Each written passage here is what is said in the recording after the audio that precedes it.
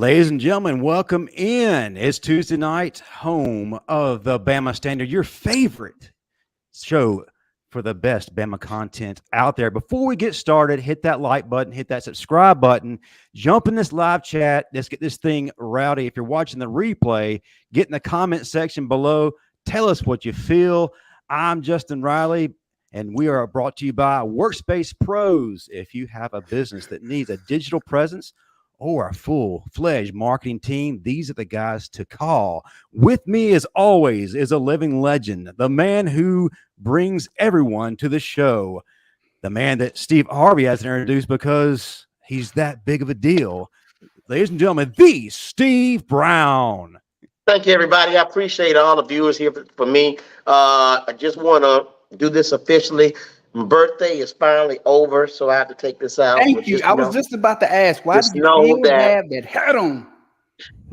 Every day is all about me, and I'm glad that you guys could surround me and just make this show successful, because it needs to be surrounded by good guys for the show to pop. So thank y'all so much. I appreciate it. Sure, also, Justin, thank you for having your people. My agent called your people, and you guys came through with these cherries for my rider. But next time they need to be chocolate. Go ahead. They will be, and trust me, you're getting a bonus very soon. And the guy who was interrupting Steve Brown's monologue, 1999 All-SEC linebacker, Marvin Constant. Next time, and the man, prunes, and the man who also interrupts me introducing everybody else, and the man who keeps Paul Feinbaum employed, the senior analyst of Touchdown Alabama Magazine, Stephen M. Smith. Fellas, what's going on? What's happening? Back on Tuesday. Hey, man, listen. We have to do something about this. You need to become infamous, Steve. You're too nice. You don't need to be known as the man who kept Paul Feinbaum employed. Now you need to be known as the man for all the Bama fans that got Paul Feinbaum fired. You would go down in history. You know what? That's something to think about right there. Something about. Yeah. But what is your plan of attack to make this happen? That's the better question. Marvin, I'm gonna call you about that. No. I don't participate in felonious activities. No. What baloney? What for who? Felonious, whatever illegal activity he's about to attempt to get Feinbaum fired. I plausible deniability. You had something. You had something to do with our defensive coordinator getting fired. He was a great guy. That was different. He sucked. He needed to be fired. He should have been fired his second day on the job. Somebody should have reported him for stealing coffee, so they could have got him out of there a long time ago. Steve, it's pretty interesting how he talks about avoiding felonious activities using the big word from his dictionary today. And he skips the country pretty regularly. How does that match up? Yeah, you be going all the time. It's called vacation. No, it ain't. You going all the time. You all in Colombia and all these different countries that indulge in felonious activities. And and every time you come back, your onesie be tighter. I think you're down there doing something. So when you going with me? Never.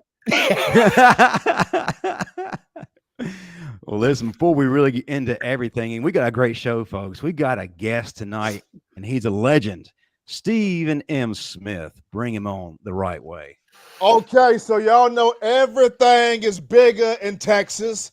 Belt buckles, money, oil, everything is bigger in the state of Texas.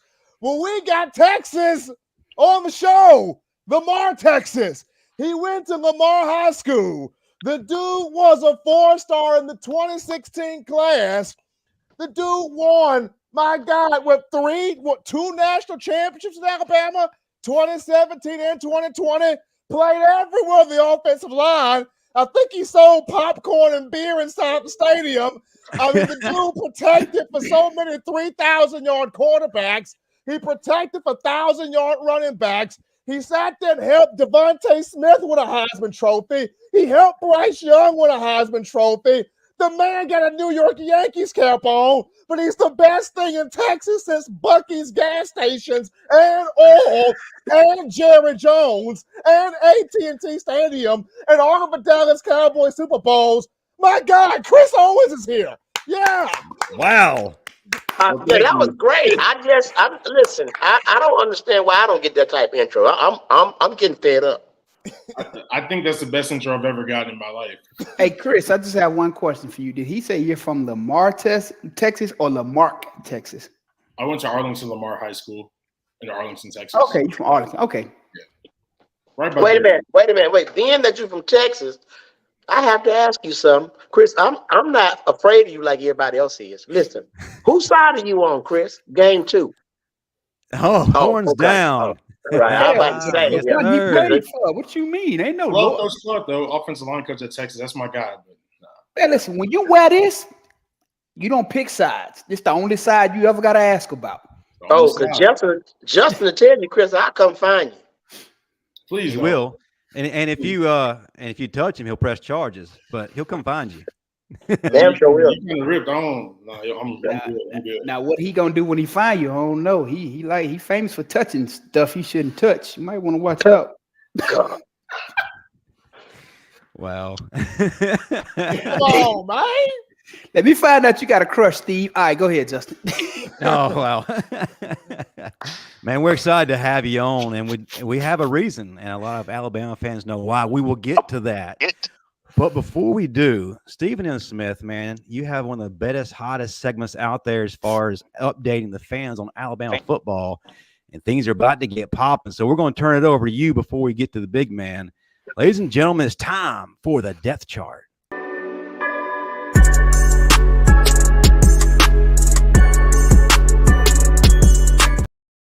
All right, people. So we got some recruiting news to get into. Well, some different recruiting news. We all know the story. Perry Thompson, 4-star receiver from Foley High School, South Alabama, where Julio Jones came from. Flipped from Alabama to Auburn, and he had something to say about why he flipped, talking about, well, Coach Saban is known for DBs. Hugh Freeze is putting receivers out there in a big way. That's why I chose Auburn, to which I'm like, this is why more guys need to be like my man Chris Owens, media savvy, media trained. Some young men don't necessarily know what to say in front of the camera. And when you look at, Perry Thompson here, I mean, Coach Saban's put several receivers in the NFL, several receivers first-round picks, several receivers 1,000-yard guys. If you just look at the NFL top 100 that's come out now, Devontae Smith is on there. Jalen Waddle is on there. Amari Cooper will be on there before the top 100 list is up. Not the best words from Perry Thomas to say in front of the camera. It sounded dumb. Sounded really dumb. Like somebody had to tell him that. Apparently, he doesn't read articles or anything, man. Because honestly, at one time, Alabama was known as wide receiver U. And not only that, Steve, Coach Saban has put more second, third, and fourth round receivers in the NFL than Hugh Freeze has put in the NFL, period. Not even including the first rounders. I think the only thing Hugh Freeze put on these players is a phone bill to these sex hotlines. I got one too. So you saying he been hanging out with Mike Price? Pretty much. I was too. They should at least gave the man a season. I would have so many strip club vouchers. Price out this one, man. He's saying he had a Hey, punch Chris, nobody ever took you to the strip club at Bama, man. Let me tell you something. You should have been. Oh, No. I went to Chuck's though. I had the shrimp at Chuck's. That was pretty good. All right, we can talk about Chuck, but anything else? That was it for me. because I had a room in the Moon Wings and it went down. Now, I had strippers in there bigger than you. Now, Steve, Chris had steak and shrimp at Chuck's, and that's it. Hey, listen, he's too fresh out. Steve, statute of limitations still in place. Look. Oh yeah. Okay. Now the reality is, though, about this young man, he wasn't really fully committed all the time, even though he said he was committed. I even think I saw a quote where he said he was 60% into Alabama. I'm sorry, if you're not 100%, we don't need you. And one of the biggest factors as far as this recruiting class goes, the guys who are really bought in are recruiting each other. It's all over social media. They are making it a point to get everybody in. And when I heard him give his reason, I honestly don't feel like he had a reason. There was like this shakiness in his voice. There was hesitation. and he was just kind of reaching for something to kind of put out there to maybe satisfy everybody for the time being as far as his reason. I think there's more to the story, regardless of whatever his decision is, if it's at Alabama or if it's Auburn. He's going to where he is called to be, and it's the right thing for him, not the fans, not a family member or whoever it may be. Justin, Yeah, one okay, thing so- he should have took into account, we fired Pete's ass. We got a real defensive coordinator. So that means his ass got to run across that middle or he got to run that deep post. Good luck to you, sir. Okay, another thing. So he verbally committed, right? Yeah. He did. Okay, so that means he can decommit, but by what he said, based on what he said, I don't think nobody would want him at Bama now.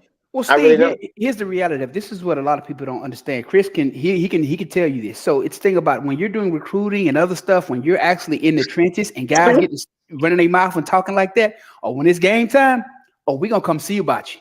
So he gonna have a lot of people in those crimson jerseys that's gonna come see about him when and if he get on the field. I'll also say this. A lot of people look at Perry Thompson as a major loss. I don't see it. I think Ryan Williams is huge.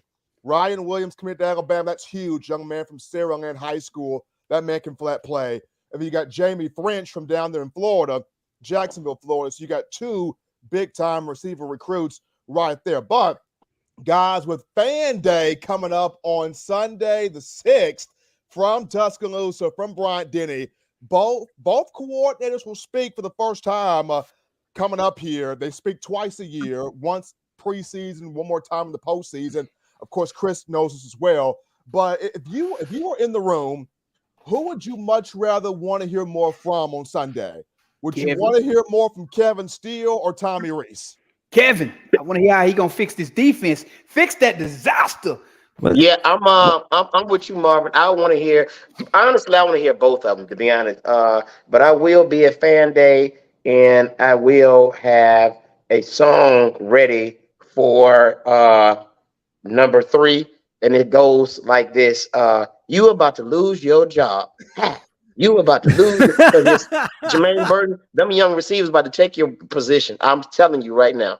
You got one chance, buddy. Them young receivers gonna get your job. So yeah, I'm looking forward to that. Attitude is everything, and consistency is everything. So yeah. Let me back up, Chris. I want to hear your thoughts on both questions here. One, let's talk about the recruiting aspect as far as Perry Thompson, and I want people to hear this: is Alabama for everybody? And do this new generation of athletes truly understand what it means other than just posting something on Instagram? And then 2, who are you personally more intrigued to hear from, Kevin Steele or Tommy Rees? To answer your first question, Alabama definitely isn't for everybody. Coaches said it before. Former players have said it before.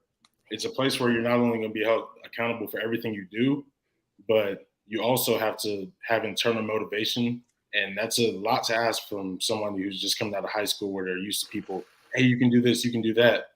And it's a tough pill to swallow sometimes when you have to hear the truth, and the truth isn't what you want to hear. So it's definitely not for everybody, but if you can get through that, it definitely allows you to handle adversity a lot better throughout life. And for your second question, I would probably go with Coach Rees just because I want to see how he's going to implement his philosophies on our offense. I heard JC say at Media Day that he does a really good job at utilizing everyone else's strengths. So I kind of want to see how that'll be put into play with our team. That's what's up. I love it. I love it. So go ahead. Go ahead, Steve. I was going to say it's a coin flip, but it's a coin flip because you want to hear both of them, but at the same time, because like Marvin, I'm a bit more defensive oriented myself. I kind of want to see what does Kevin Steele do with the defensive line.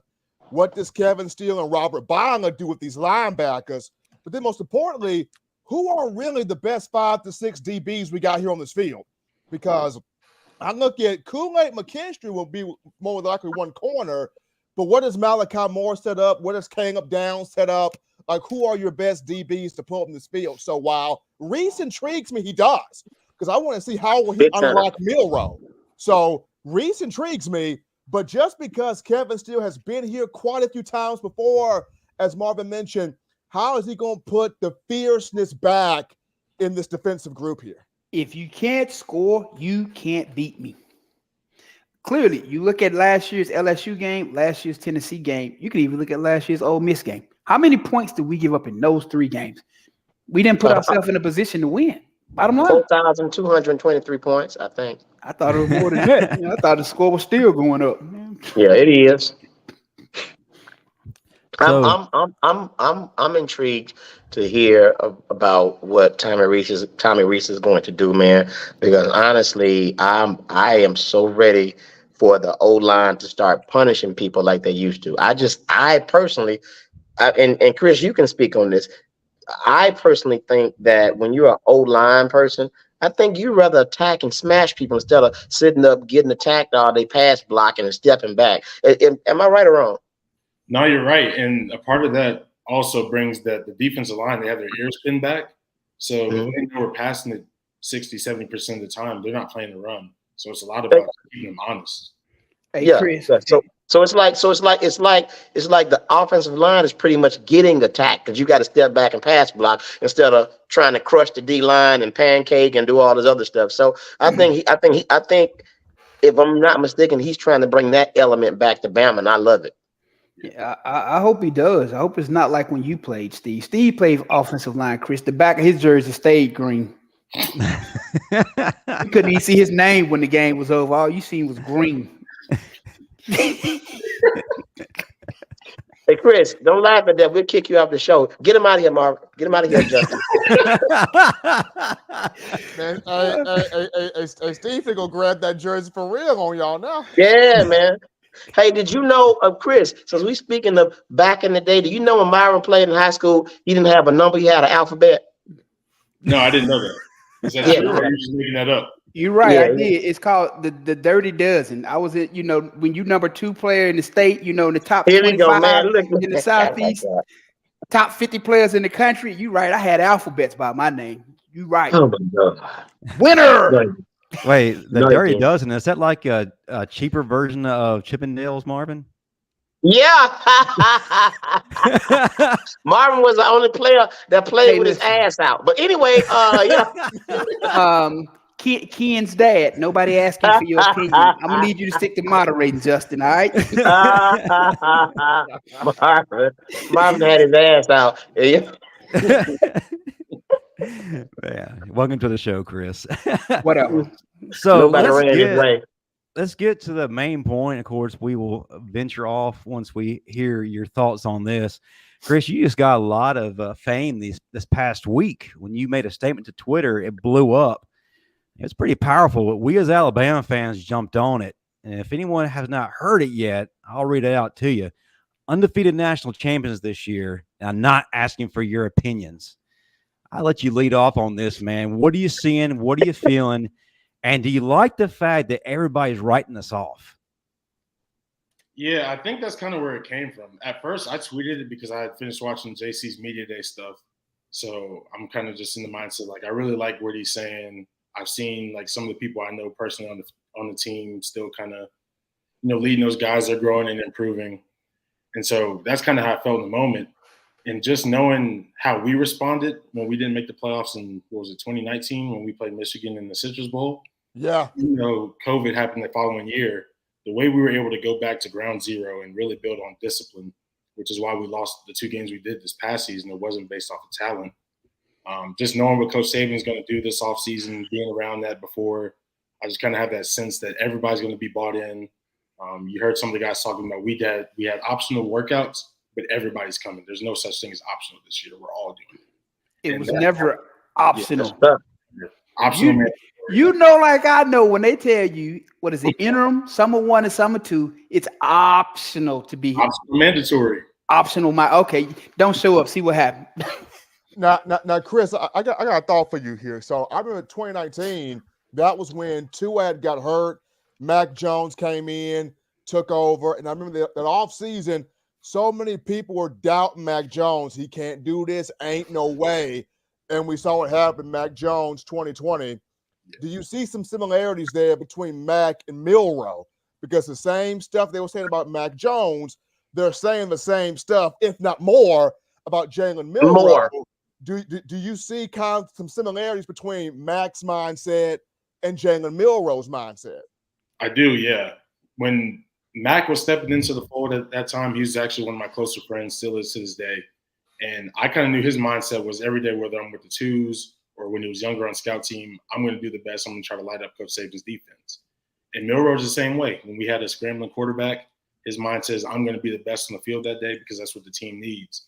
And whether he hears the chatter or not, I feel like he has, like I said, the internal motivation to want to respond to his own doubters, his expectations, the team needs, the team's needs. He kind of has his own expectations. So, yeah, I kind of see similarities in that.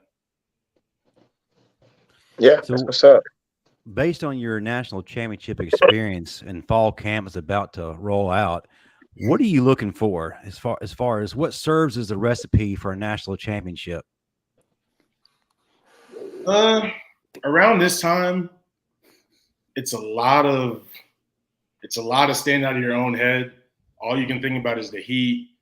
We're going 6 days straight. You don't know if it's Tuesday, if it's Saturday. You know you got to scrimmage every week. You're hitting. It's hot. You got to stay out of your own head and remember this is a month. We're grinding. We got bigger things to worry about. We get through this. We not only push through, we don't try to survive, but we try to get better every day. Then you'll have a really good start to the season, a really good building block. Let me help Chris out. It starts with being physically strong and then mentally strong. Yeah. Because if you don't have those two components by about that third or fourth day in camp, it's over. It's over because your legs are shot. Mentally, you're not thinking. So if you're not thinking straight, you're getting beat. You're busted. You're messing up assignments. So you're getting negative grades. So if you're not mentally and physically strong, you will not survive camp. And if you do, you're going to be on the scout team or third or fourth string, bottom line. You got to listen to the trainers. They're going to give you all the tools. Yeah. Jeff Allen, those guys, when they say hydrate, they give you the list of things you need to do. It's cool if you skate by in the spring, but fall camp, you can't run from it. So I have a question. So they said you have to be mentally strong. Marvin, how'd you get on the field? I'll just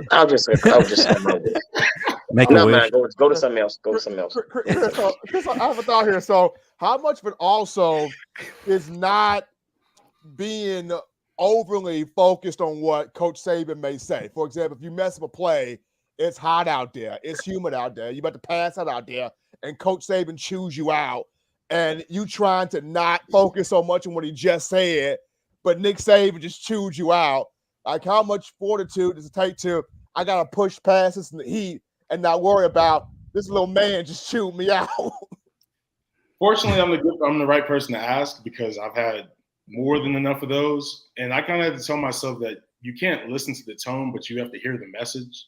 There's all sorts of things going around. So you got to hear what he's saying. Don't worry about how close he is. Don't worry about how loud he is. Just pick up.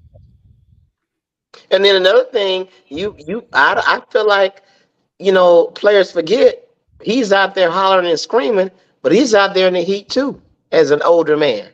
So he's out there with you, whether he's working out or not. That heat is beating that older man down. But he probably closer, worse than you. but he closer to the ground. It ain't as hot down there. I don't sweat either. Coach Saban. My bad. That was a bad joke. My bad. What did you say, Chris? I've never seen Coach Saban sweat. Ever. Dang. Are you serious? Wait a minute. Are you serious? I've never seen. He probably has, I'm sure, but he's got the hat on. He's moving around a lot. He do have that gigantic straw hat on. That he didn't get into that, man. Well, you got to understand something. A lot of times coaches play mental games with their team during camp. And this is one of the things that I hated. I hated. A lot of times coaches, Chris will tell you this, you got the grass fields, you got the indoor, and you got those rubber fields. They'll take you on that rubber field in the middle of the day in August on purpose because that rubber field is about 25 to 30 degrees hotter than that damn grass, and it's going to test every ounce of your intestinal fortitude. It will break you down bad, boy. That rubber field is no joke in August. It's hot. So, Chris, talk about earning your moment. You couldn't have written a better script for yourself. You started in the two most important games that culminated in a national championship. This generation feels entitled to their moment and don't really understand what it takes to create it. Can you tell us what it took to create your moment? I mean, my moment, it was definitely different. It was hard to go through. I finally got the chance to start what was my redshirt junior year, and then 4 games in, I ended up having a little injury. And then fortunately, Landon came in and Deontay came back, and all those guys were playing so well. And Joe Moore candidates. And then going into next year, I wasn't starting. So I had to tell myself, this is the best group we have right now. And it's my job to be ready whenever that happens. And I always believe life comes back full circle. Unfortunately, Landon got hurt that Florida game, and now it's my time to step in for him when he needs me the most and when the team needs me the most. And like you said, you got to have your moment. It's just not given to you. So what injury did you have? Because every time I got injured in football, I got cramps, and I was just wondering, what did you get? What happened to you? I just had a little minor meniscus surgery. It was not even a surgery, just like a little cleanup. But it was about 4 days. But in those 4 days, we were traveling to A&M, and so I was. Okay. Yeah, I was just wondering because I didn't have surgery for mine. When you have a talented team, it doesn't take long to lose a position when you're injured. And that's one of the things people don't. When you have a truly talented team, hey, if you're not hurt, don't you go over there. Yep, I've heard that too before. And Marvin, you know what? You just brought back a memory. I remember when I was coaching at Central, and we went to Ole Miss, and we got on that rubber field. And it was on 707, and I think 707. It was so hot out there that the players had to take their shoes off after running routes. It was so hot. It was so hot on Ole Miss field that summer day. I promise you, I saw the Ku Klux Klan marching with short sleeve sheets on. For real, it was just that hot. Yeah, but you know, a lot of coaches will take you on that rubber field just to test that what mental. happened? What? That mental. What? Where's Chris? You okay? What? Chris, you okay? Chris, you good? Oh, I'm good. Yeah, I'm good. Oh, okay. You gotta hold your composure on this show, fella. You got to. I'm not saying it was. But you know what? But the thing about it, a lot of people will never understand the importance of those days when you're practicing on that rubber field, because that is going to prepare you for a game like nothing else. Because again, you can never truly simulate game conditions in practice. You know, the heat, the intensity, the pace. So the closest you can get to it is actually being in that heat and forcing your brain to work in conditions that are so much more like a game than just a regular practice on grass, because it'll never simulate the game experience. Wow, that's true. Because I'm a free agent right now, so I'm still working, getting ready for whatever the next opportunity is. And if it's a call next week, I got to be ready. So I've been running on turf, practicing on turf, and every day in Texas is a heat advisory. So I'm same thing you're talking. A lot of people don't understand the importance of acclimating your body to those temperatures. If you don't prepare your body for that and you go out there, it's not going to end well for you. You got to always be careful of what you wear. Like 2 days ago, it was hot. I was in Seattle. It was really, really hot. And I decided I was going to be stylish and put on some leather underwear. Man, let me tell you something. Ooh. Now, Chris, the patience, Chris, of it all, though, like to deal with. Y'all childish. I mean, my bad, Steve. But Chris, you're the worst one, Steven. I mean, Steve. So, Chris, talk about, man, the patience, man, that for these young guys coming to the college football scene now that want to start right away, that want to get in there right away and want the NIL right away. But talk about the patience of you may not get it right away and be able to wait and practice and grind, the patience that comes with that. Yeah, it's hard. It's patience, it's loyalty. I try to be as loyal as possible. Like I haven't changed my barber in years. I try to go to the same people. So even when things aren't going well, it's hard, especially when you see guys at other schools. They may be freshmen.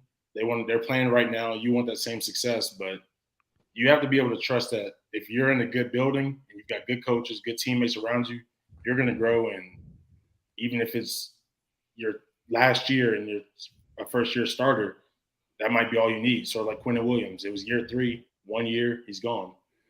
I mean, when you go to a program like Alabama, year after year, #1 recruiting class, how do you come in with the expectation that I am going to start? That shouldn't even be your expectation. It should be to be the best player you can be. And by happenstance, if you end up starting, then fine and cool. But if that's what you're going in with, then you're going on with the wrong mentality anyway. Your mentality should be, I'm going here to shut this down. I'm going to be the best I can be, and I'm going to show them what I can do. And if they deem me worthy, then we're going to do what we do. Yeah. That makes sense.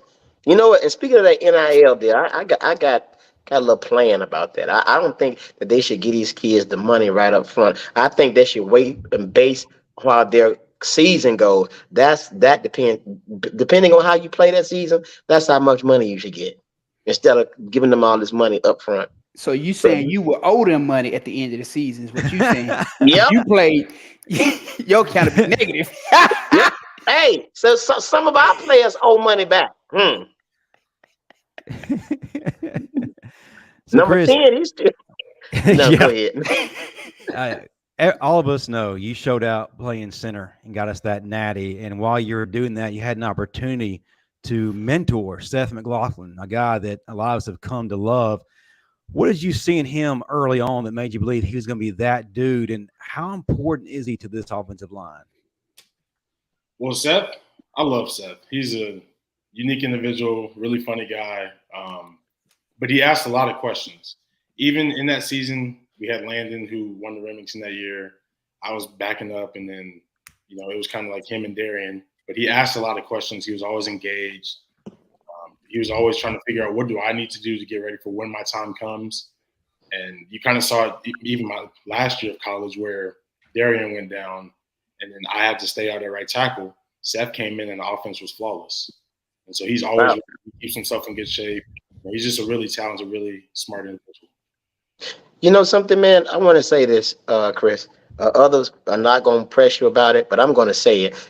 I think you did a good job. You did a wonderful job on the O-line, playing center and all that. But I feel like you didn't live up to the real Bama standard. I don't think you did. Because one thing at center you did not do that I saw what a previous center did, you didn't push your quarterback. And I don't appreciate that. You should have pushed your quarterback like other centers did. We had one waited to the national championship to push the hell out of the quarterback. I mean, pushed his chest to his back, and you didn't do it. Why didn't you rise up to the Bama standard and push your quarterback or mush him in the face or something like that? Why didn't you do that? What happened? Well, in the two natties I started, one, Mac probably would have beat me up because Mac he's from Jacksonville. He's down in the trenches at times. And then Rice had an NIL deal, so God forbid I push him, I get sued, and I can't afford that. I can't afford it. Hey, Steve, you seen him playing at Nike Sharks? Come on, we can't take him back no further in the hole than that. Now, come on. Oh yeah. I was just wondering, man. You got to live up to whoever. Steve, you was out there with them Nike Sharks on, Steve. Man, I ain't never played a Sharks. I was playing the Sharks since I was 8 years old. Hey, the molded high top was at that. But can we kind of like make that a tradition with Bama centers so the other team will see, like, if we don't give a damn about each other, we damn sure don't give a damn about you. Now, Steve, it comes down to how the players feel about that, because go back to what Chris said. Now, Chris would have pushed Jalen Hurts back in 2016. You know how crazy Jalen Hurts was. I don't know how that would have went down. And then, God forbid, if Chris would have pushed Tua, all the folks that are in love with Tua. Oh, something would have broke. Something would have broke a broken bone or something. Something would have broke. Something would have broke. Tua was kind of fragile back then, but something would have broke. He would have. Don't do that. Don't do that. Be nice. Tua was fragile back then, but he was a electric, awesome player. You yes, feel like Humpty Dumpty. Ain't nobody said nothing about you being fragile. Leave Tua out of this, man. Come on. I love Tua. I got one more question. Then we got a question from the audience. Chris, talk about a time in fall camp, or you can talk about practice where you were just complete savage. You could do no wrong, and you caught the eye of your coach. Oh, wow. I don't know if I ever had a practice like that. That's a rarity, especially with the people I would go against. I would go against Quinnen, DJ Dale, and then my last year, every single day going against number 31, Will. There was no perfect practice going against any of those guys. But, I had some moments. There was a couple moments in 2 minutes where I'm like, all right, Will, give me some more. And, he's going full speed. I was able to get the best of him on 1 or 2 reps. And I feel like I got better. So that's as close as I can get. But I've never had a flawless practice. Should have got you one of them old forearm pads and put a roll of nickels in the knuckle section. All right, after I answer this question or ask this question, we're going to go to our fan segment. Don Parker, got to ask Chris the question. The one time Nick Saban went off on him and that he will never forget. I knew this was going to come up. Well, long story short, I wasn't happy about the defense grabbing my face mask, pulling it down, and I was talking to the other side of the ball, and Coach Saban came up and said, we don't talk to the other team. You don't need to talk to the other side of the ball. I said something along the lines of like, well, this guy doesn't know how to play football. He's grabbing my face mask. And he looked at me and said, we don't say anything when you snap the ball over the quarterback's head every other play. I said, oh, no. And then a few plays later is when I tore my meniscus, had the partial tear, and I'm thinking, oh, the football gods got me. But all I could think about in my head was I cannot come out of practice. We got like 4 plays left. If I come out after Coach Saban just went off on me, then it's going to give him even more fuel. But that's probably the time I'll never forget. Yeah, I remember the time I tore my meniscus, and it was hurting so bad. I was like, man, listen.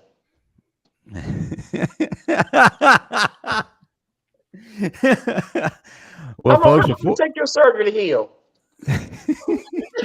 He tore his meniscus playing spades. That's how non-athletic he is. Those spades games get kind of rough. He Just tore it go sitting with the down show. in the chair to start the game. Is it bad I just learned how to play spades this year? I don't even know how to play spades at all. I just learned how to play this year. See, Steve, I wouldn't have told nobody that. I don't know. No, I mean, so now you know what? This is let's stop this racism. Justin, can you believe that the black folks trying to take my black card because I don't know how to play spades? But I will Uno draw for the color is yellow, your ass to death. I will do that. I'm a Uno connoisseur. Because I don't know how to play spades, they're trying to take my black card. Well, This is why Chris I learned how think to play Uno- spades, and they're trying to take his too. Hey, listen, this is what we'll do. When we do our live show September the 1st at the hotel, you and Justin can go play pinochle, bridge, whatever y'all do. The rest of us going to get on the spades, all right? Okay, well, speaking of that, I've got a couple announcements to make before we get to our segment. Racist. Marvin's a racist. On September 1st, that's right, opening weekend for Alabama versus Middle Tennessee State, the Bama Standard will be live at the Bryant Museum, 5 p.m. Central. We need every single one of you packing the place out. So I expect every one of y'all at the Bryant Museum, September 1st. Hey, and the next day, we'll be walking around the museum too on game day. May get a couple of autographs and much more. And we will be at the game, so check us out. And then next week, we keep this thing rolling. We'll be 25 days out from football, y'all. And to celebrate 25 days, we're going to have one of the greatest men to ever wear 25, one of the baddest defensive backs ever, Fernando Bryant. It will be our guest. There it is. So are we guys, are we going to the game? Yes, we got tickets. Ooh. What? So that means I get my chance to get kicked out. You do. He going to go streaking across that field and them Stacey Adams and some tighty whities. Boy, they going to put them dogs on you. Ooh, I can't wait. I'm sorry, Marvin, but I've never been caught. I don't believe that. All right, folks. Listen, we've stepped away from it for a few weeks, but one of the best segments we have that we really enjoy is the Bama Standard Top Fan segment, where we bring on one of our top fans each week and allow them to be celebrated and ask the panel questions. Stephen M. Smith, we got a longtime fan who supported just about everything we do and definitely what you've done. If you would give our guest the intro only you can give. We got him from the Big Apple. We got him from New York, New York. We got him. Arguably, in my opinion, one of the most passionate, energetic, funny, thoughtful fans out there. My man Big Bill is here. Bill from New York is here. Oh, wow. Hey. Bill, welcome to the show where I'm the star. I appreciate you coming on. And these guys will welcome you with open hands. And if I do it, they will too. So thank you for coming on my show. Well, let me just say it's a pleasure and an honor to be talking with you people. You know, it's a great show, yours, Stevens. And, you know, I hope I don't want to come off wrong. I'm not here to make any all-knowing proclamations. I'm here to ask you people questions, things that I don't know. All right. You know, so look, I'm not an analytics guy, but I got to admit, I like the stat of yards per attempt for quarterbacks, and I'm a little concerned about it. So I ran like quick stats on the last 4 guys. And Jalen Hurts was 8.0. I'm only going by his career at Alabama. As a matter of fact, he was 11.3 in Oklahoma yards per attempt. Okay, Bryce was 8.8. Everything's over the course of their career. Tua was 10.9, and Mac was 11.0. These numbers are tremendous. Milrow at this point is 5.6. And my thing is this: I'm sure. I guess he can improve, but my fear is, whoever's the quarterback, if they don't improve from that, I mean, he'd have to go up 30% to catch Jalen. You know what I'm saying? It hurts. And 8.8 to catch Bryce. If we can't raise that, I don't think we'll win 8 games. You know, please be my guy. I'll take this one. Yeah, okay. All right. So one of the things that I always tell people when I'm talking about college football, the difference between high school and college, it is tremendous. You got to realize in most high schools, that playbook might be about this thick. Whereas in college, you're going to look at something like this. And depending upon who you're playing, that playbook changes every week. You have different installs. And you pretty much have half a day to figure it out, learn it, know it by the time you get to practice. And you're running it for that next week's game.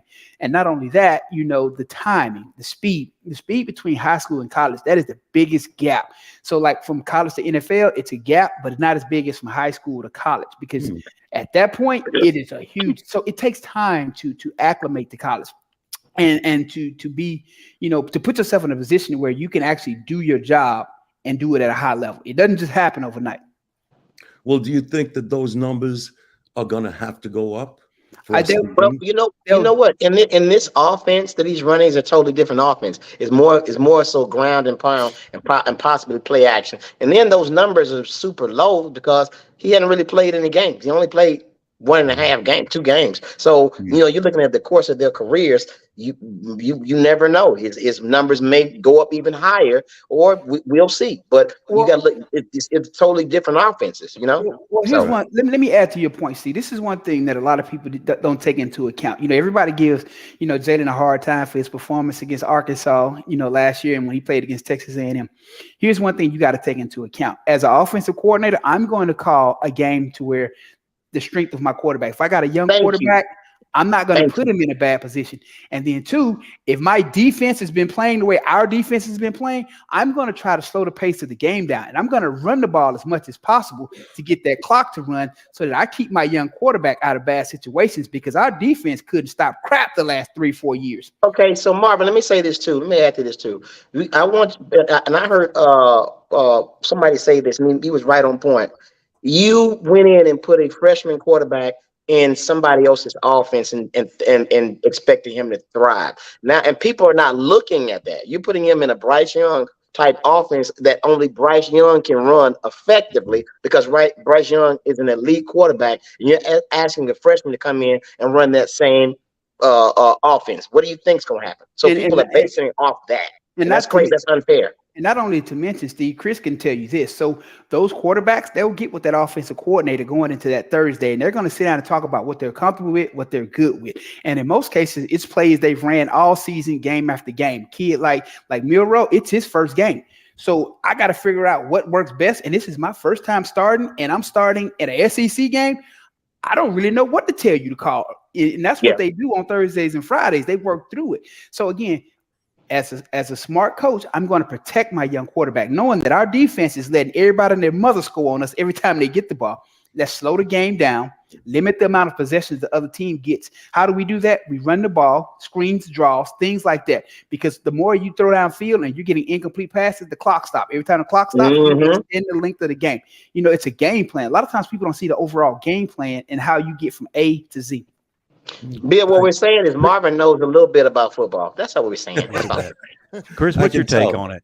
Being an offensive lineman, how do you make things easier for a guy like Jalen who isn't comfortable with the play calling, who's trying to settle in and find his groove? I think, especially with that being his first true start, what you kind of want to do in that situation is give him plays where it's not too many reads, especially with how athletic he is, how good he is with his feet.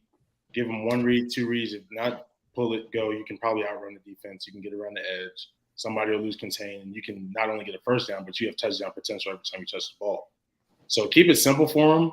I can kind of see why that was his yards per attempt.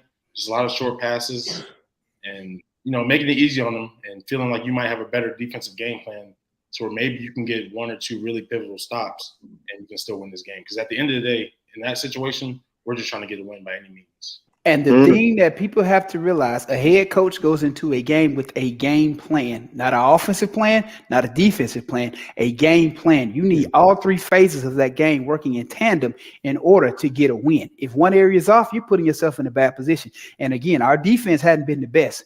So why would you put a young quarterback in a position where he repeatedly has to throw the ball down the field if we're losing because our defense is giving up points? So again, slow the game down. Limit what we're doing so that he doesn't have to do as much.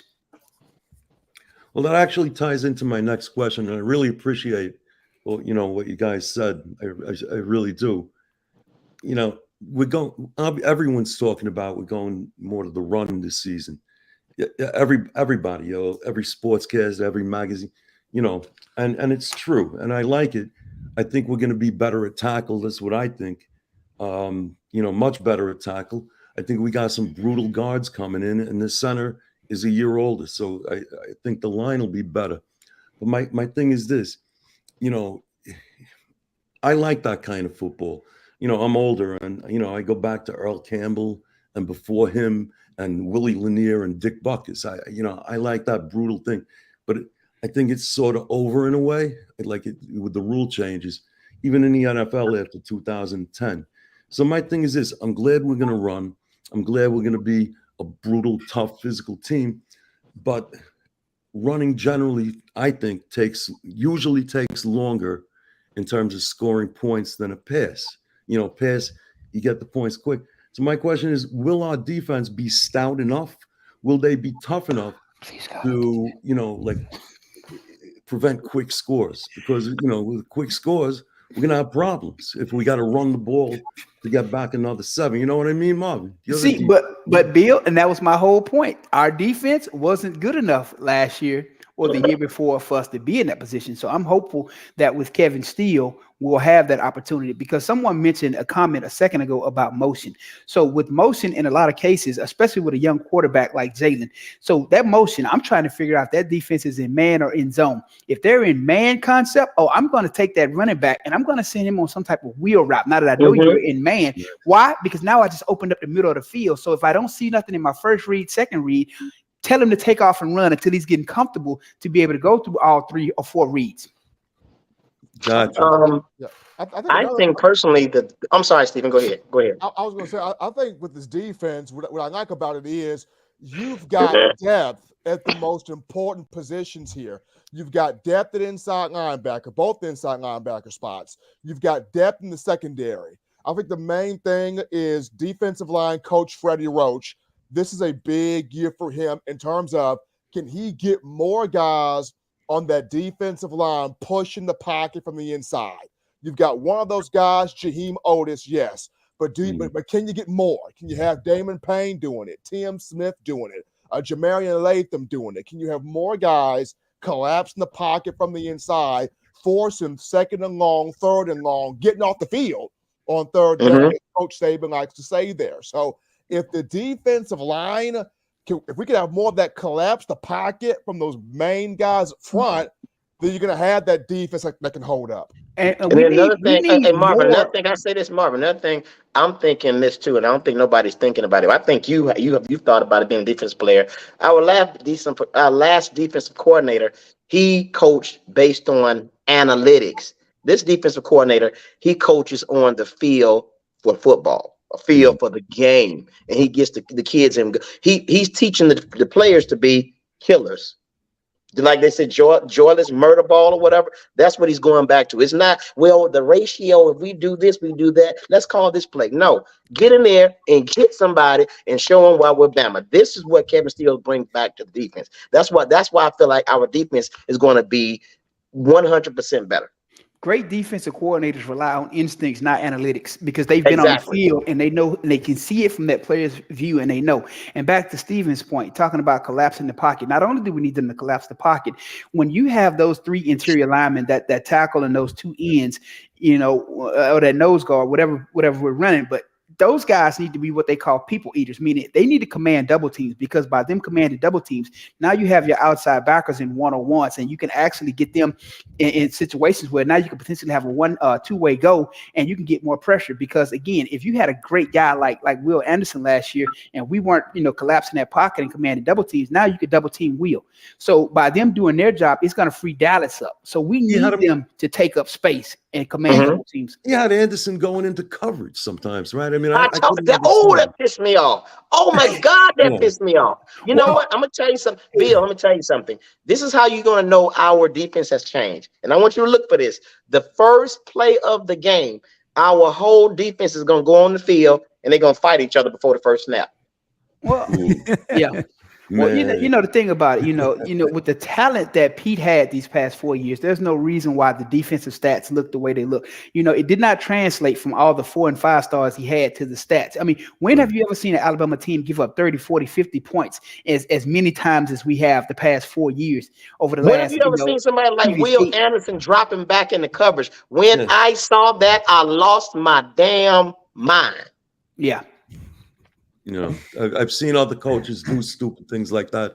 On the Buffalo Bills, they had Marcel Darius dropping into coverage or standing there waving his hand. What? He looked like a big penguin. You know what I mean? The guy was great. What are you doing? And Golden, I always thought, like what Marvin said, I think he's like some sort of genius. He figures stuff out on the blackboard and everything, and it looks great. It's a good sell, and he's probably a good man.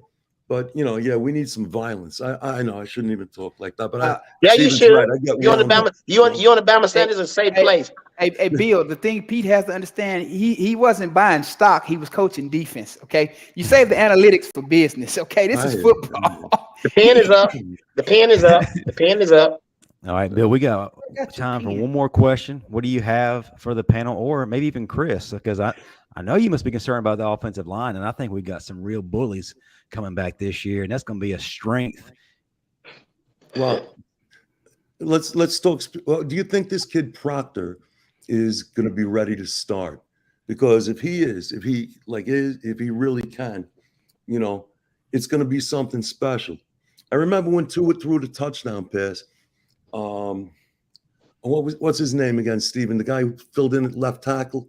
Alex Leatherwood. Yeah, I'm sorry. I'm all nervous from you guys. You know what I mean? But that guy stepped in. He threw the key block for Tua that play. I seen that play. I must have seen that play 500 times. Mm-hmm. What a bad mood I put that on to cheer myself up. Let me tell you, he knocked that guy. He gave Tua that whole lane. That was perfect. And if Proctor can step in like that, man, I think we're going to be good with him and Latham. But do you think he can make it on the field right away?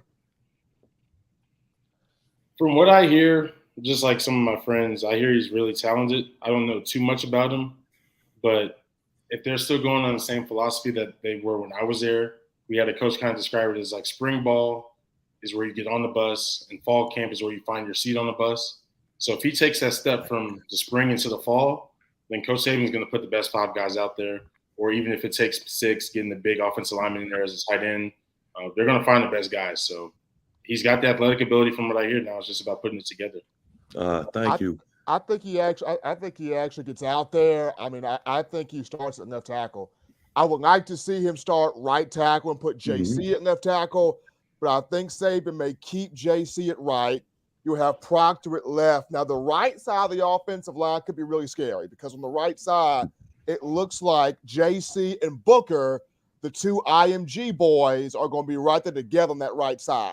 And if that's the case, you're running to the right all day long because those 2 together are bashing people, Booker and Latham. On the left side, yes, you can have Proctor and Dalcourt there on that left side. That'll be good too. But that right side with Booker and Latham, insane. So, question, Bill, may I ask you a question? Of course. I was just wondering, is it possible you can like rent me or maybe let me lease your accent so I can get more girls? Because my voice ain't doing it. So if I can just get your accent, maybe I can, Uh, I I don't know. there's It took a certain, lifetime to develop. You know what I mean? yeah, I grew up in Queens in New York City. You know, yeah. and Yeah, Man. I grew up in Tuscaloosa, Alabama. That's an Indian word. That means nothing to do. So listen, I yeah. feel like So, I feel like I'm on the set of Goodfellas listening to Bill talk. I love it.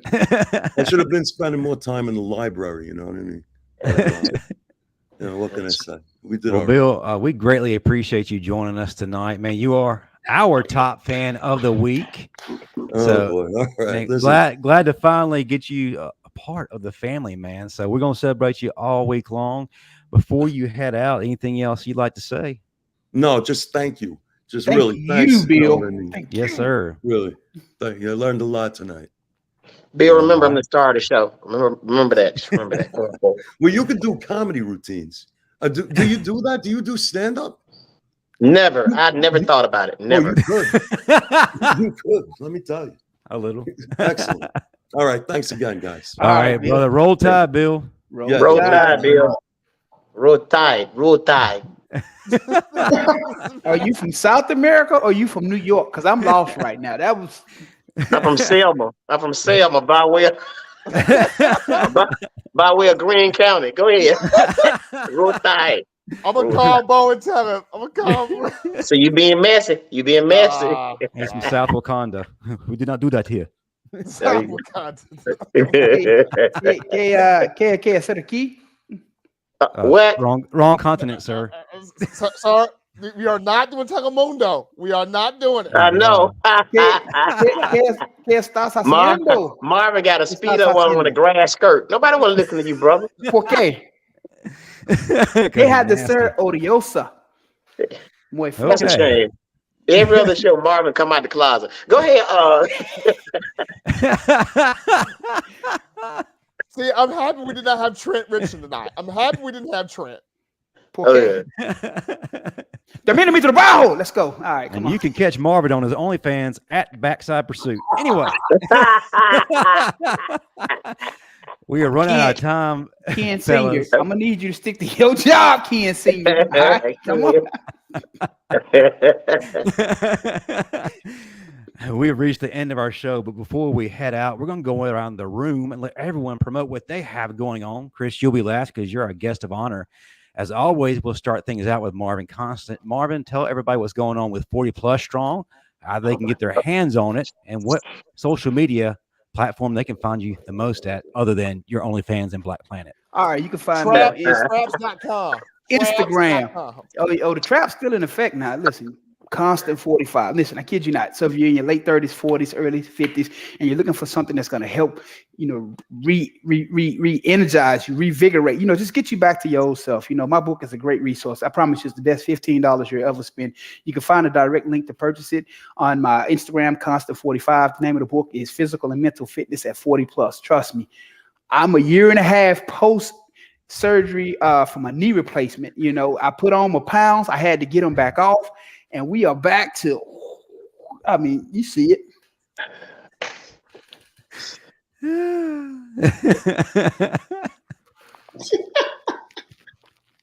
You see it. He's still flexing. Why do we do this? Why are we here?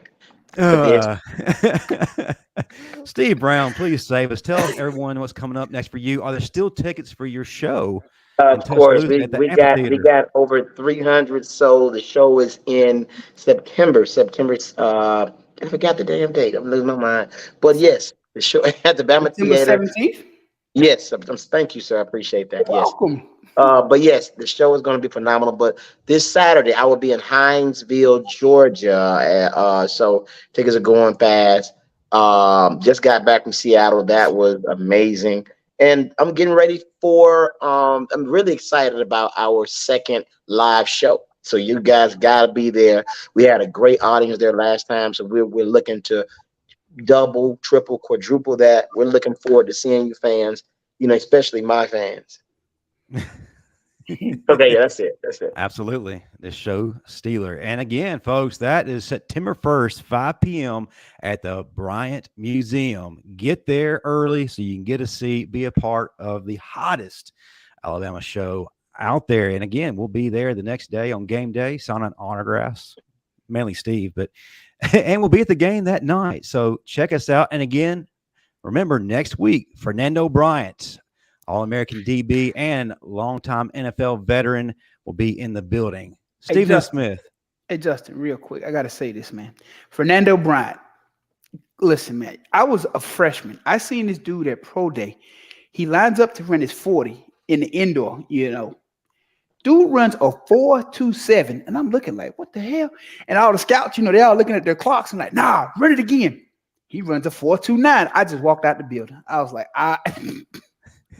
Hey, by the way, speaking of that game, since it's at night, ladies and gentlemen, y'all make sure you check us out that night at the game because Marvin will have his Bama jersey with the back out on. He's gonna have that one on with his back out. So and if you still can't find them, it'll be the only jersey that's bedazzled.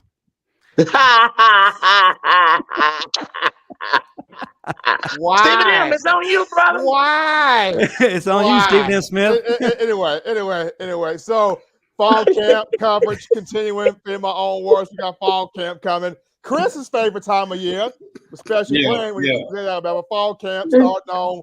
The players report tomorrow. First day of camp is Thursday. So we're going to have a lot of fall camp coverage on the show. Also, on the show, we're going to have fan day coverage, talking about fan day. They're not letting the media back out there again, which sucks for me. But you know what? We'll get what we can get. We'll get what we can get and provide that coverage anyway. But talking fan day, talking fall camp, going to be fun. Talking defense, trying to see how many wide receivers are going to catch this ball. Going to be fun. Oh, you forgot to let them know about the bobblehead dolls. We're gonna have bobblehead dolls at our live podcast. We're not gonna have the Stephen Smiths because the glasses keep falling off every time it bobble. So we gotta. So as we're fine tuning the Stephen M 3D bobblehead dolls, we're going to be getting all the Steve Brown dolls out. So the Steve Brown bobblehead dolls will be on full display. We're going to have the Marvin Constant bobblehead dolls with Marvin's jersey on the bobblehead doll. Don't ask me how we're going to get the jersey on. We're just going to get the jersey on. And then just make sure mine had a guns that are actually right. Well, our dolls will be the Justin bobblehead, the Steven bobblehead, Steve Brown bobblehead. Marvin's would be the Marvin. That's why you can't get it out. See, God don't like ugly. Come on, Justin, keep going. Steve got to get it. Hey, let's go. Close this out. Let's go. Come on. The Marvin Parkinson's doll. Go ahead. Before we let Chris have it, I remind everybody to tune in tonight, 8 p.m. Central, 9 p.m. Eastern, for the Final Whistle, hosted by Matt Caddell, Chris James, Dan James, Senator Coach Smoot Hines, and Ty Hayes. We'll have plenty of content coming your way. Chris, man, we are so excited to have you on the show, and we actually hope you come back after this experience. But, man, before you go out, let folks know how they can find you on social media, especially when there's a WWE event going. And tell us your favorite moment from Alabama. Pretty much all my socials, BG Chris Owens. I'm pretty basic. I will be active on August 5th, this upcoming Saturday, SummerSlam. No one reached me unless you're talking about wrestling. But yeah, and what'd you say my favorite? What? SummerSlam, WWE. WWE SummerSlam. Where are you going? We gonna be wrestling? Oh no, I'm gonna be sitting over there on that couch right there. And I'll be tuning in. My phone. I'm not the same.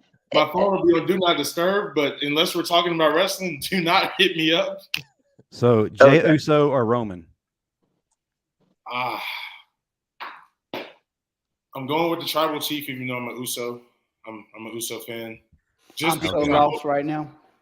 Hopefully something more coming out of it. Huh? I'm a nature. They need to bring Nature Boy Ric Flair back.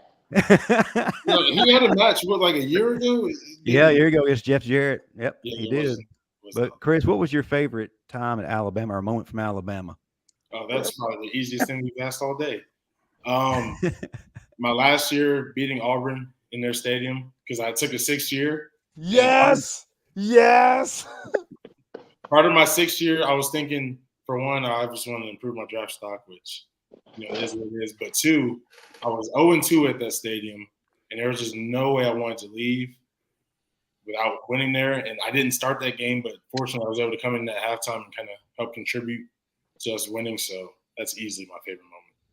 Chris, I was just looking at these stats. You are a fan of wrestling, aren't you? I am, yeah. Yeah, because I'm looking at the penalties. You got caught with a lot of grappling instead of holding. Hey, Chris, don't worry about it. Steve used to wrestle midgets in prison in Flavor Aid. All right, let's go. All right, that'll do it for all of us here at the Bama Standard. On the way out, hit that like button, hit that subscribe button. Be at the live show on September 1st. Chris, if you're in town, stop by and get on the set with us. We'll have a good time. But roll tide, everybody. Roll Tide. Roll Roll Tide. Tide. Roll Tide.